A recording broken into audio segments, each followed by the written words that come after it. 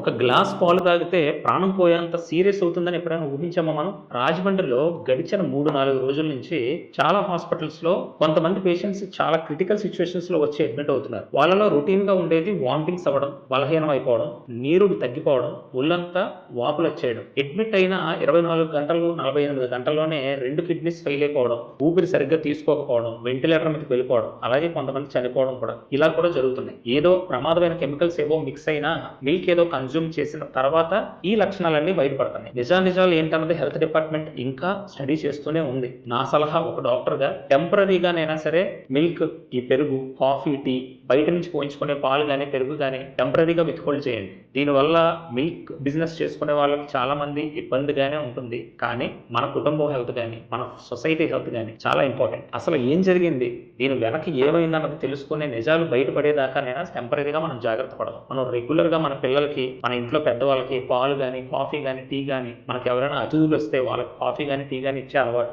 ఆ సాంప్రదాయం మనం కొన్నాళ్ళు దీన్ని అసలు ఏమైందో తెలుసుకునేదాకా టెంపరరీగా నిలిపి జాగ్రత్తగా ఉండండి. భయపడొద్దు, భయపెట్టొద్దు. అండ్ ఈ ఇన్ఫర్మేషన్ని మీకు బాగా కావాల్సిన వాళ్ళకి, ఇంపార్టెంట్ పీపుల్కి మీ గ్రూప్స్లో సర్క్యులేట్ చేయండి. ప్యానిక్ అవ్వద్దు. మనం ఆరోగ్యంగా ఉందాం, అందరినీ ఆరోగ్యంగా ఉండేలా చేద్దాం. Thank you.